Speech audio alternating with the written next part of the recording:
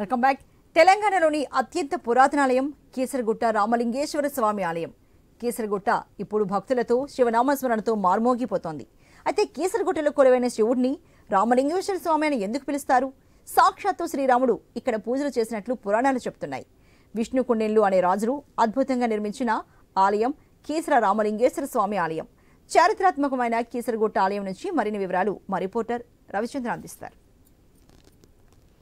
కీసరగుట్టలో ఉన్నాం. ఇలా శివరాత్రి పర్వదినం కావడంతో భక్తులు వేల సంఖ్యలో వస్తున్నారు. హైదరాబాద్ దగ్గర ఉండడంతో పెద్ద సంఖ్యలో సిటీలో రోజు రద్దీగా నిత్యం బిజీగా ఉండేటువంటి జనాలంతా ఇవాళ శివభక్తులు పెద్ద సంఖ్యలో ఆలయానికి వచ్చేసి పూజా కార్యక్రమాలు అర్చన చేపడుతున్నారు. మన దగ్గర వేద పండితులు సత్యనారాయణ శర్మ గారు ఉన్నారు. మాట తెలుసుకుందాం. మన ఆలయానికి సంబంధించిన చారిత్రక నేపథ్యం ఏంటి గారు? ఇది మనం పురాణాల పరంగా చూసినట్లయితే త్రేతాయుగంలో శ్రీరామచంద్రమూర్తి సీతాదేవి కలిసి ఇక్కడ శివలింగ ప్రతిష్టాపన చేసినట్టుగా మనకు తెలుస్తోంది. ఇది పురాణాల ద్వారా మనకు తెలిసే విషయం. మీరు అడిగినట్టుగా చారిత్రక నేపథ్యం గురించి మనం ఆలోచిస్తే ఇక్కడ సుమారుగా 1977 ఆ ప్రాంతంలో ఇక్కడ చారిత్రక పరిశోధనలు అనేక జరిగినాయి. ఆర్కియాలజీ డిపార్ట్మెంట్ పురాతత్వ శాస్త్రవేత్తలు ఇక్కడ అనేక పరిశోధనలు చేశారు.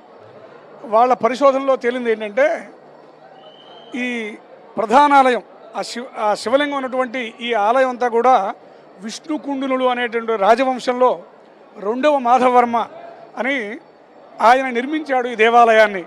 అది ఎప్పుడు అంటే 4వ శతాబ్దం మధ్య భాగం నుంచి 6వ శతాబ్దం దాకా విష్ణుకుండునులు పరిపాలించారు. 558 నుంచి 358 నుంచి 569 వరకు సుమారుగా ఒక 200 సంవత్సరాల పాటు వాళ్ళు పరిపాలించారు అని వాళ్ళు చారిత్రక పరిశోధకులు చెప్పిన మాటలు.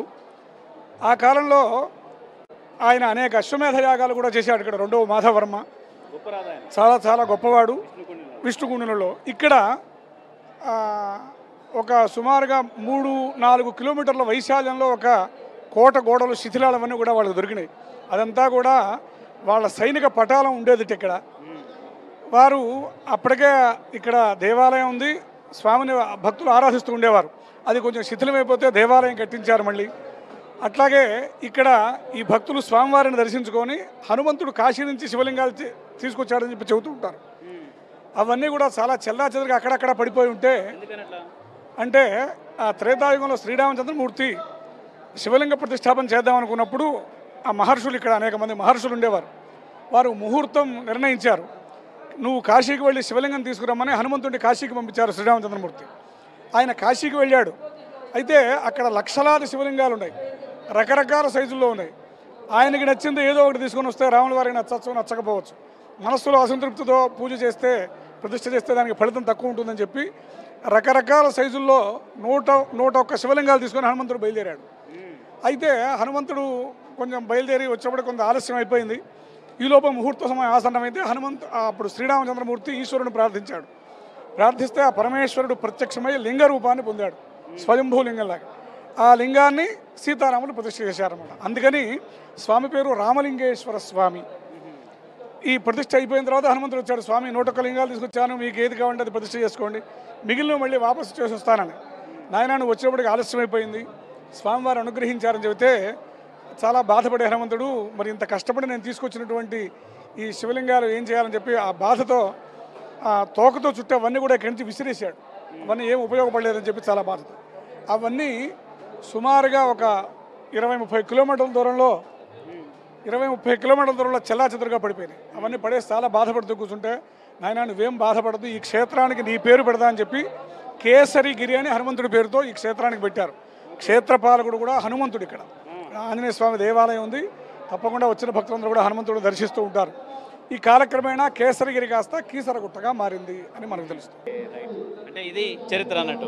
మొత్తానికి ఎట్లా దీని ప్రశస్తి ఎట్లా అంటే ప్రతి ఏటా పెరుగుతున్నారా భక్తులు? ఎట్లా చక్కగా పెరుగుతున్నారు. ఈ స్వామి యొక్క అనుగ్రహం ఏంటంటే భక్తితో కనుక స్వామిని ఆరాధించినట్లయితే తప్పకుండా ఆయన అనుగ్రహం కలుగుతుంది. అనేక మంది హైదరాబాద్ నుంచి ప్రతిరోజు వచ్చి దర్శనం చేసుకుని వెళ్ళేవాళ్ళు ఉంటారు. కొంతమంది ఒక మండల దీక్షలాగా పెట్టుకొని, కొంతమంది కుదిరినంతకాలం చేసుకుందామని అలాగా ప్రతి సోమవారం వచ్చేవాళ్ళు. అంటే ఒకసారి ఆ స్వామి అనుగ్రహానికి ఒకసారి ఆయన కరుణ కలిగిందంటే ఈ వదిలిపెట్టలేరు ఇక్కడికి రాకుండా. ఆ స్వామి చాలా కరుణారస సముద్రుడు ఆయన. మనం భక్తి శ్రద్ధలతో, భక్తి మనలో లోపం ఏమైనా ఉండాలి తప్ప స్వామి గురించి లోపం ఉండదు. మనం భక్తితో ఆరాధించామంటే తప్పకుండా మనకు ఏది రావాలో, మనకు ఏది మంచి దొరుకుతుందో అది తప్పకుండా ఇచ్చి తీరుతాడు స్వామి. అంటే మనకేది మంచిదైతే అది ఇస్తాడు. కేవలం మనం కోరుకోవడానికి కాదు, సహజంగా మానవ మాత్రమే కాబట్టి మనం అన్నీ కావాలని కోరుకుంటాం. కానీ ఆ కోరుకున్నది మనకు మంచిదే కాదా, అది నిజంగా మనకు మంచిదైతేనే ఆ పరమాత్మ మనకు అనుగ్రహిస్తాడు. ఆ విశ్వాసంతో మనం ఉండాలి. థ్యాంక్ యూ, ధన్యవాదాలు. అంటే ఈ విధంగా ఇది సత్యనారాయణ శర్మ గారు చెప్పేది. చాలా గొప్ప చరిత్ర. త్రేతాయుగం నుంచి ఆ తర్వాత విష్ణుకుండలో కాలంలో రెండవ మాధవర్మ నిర్మించిన ఒక గొప్ప చారిత్రక ఆలయమే మన వెనకాల ఉన్నట్టుగా ఆ కీసర్లో ఉన్నటువంటి రామలింగేశ్వర స్వామి ఆలయం. ఇక్కడ ఎంతో చారిత్రాత్మక ఆలయం కావడంతో హైదరాబాద్ దగ్గర ఉండటంతో పెద్ద సంఖ్యలో భక్తులు వచ్చేసి దర్శనం చేసుకుంటారు. ఇది కీసరగుట్టలో ఉన్నట్టుగా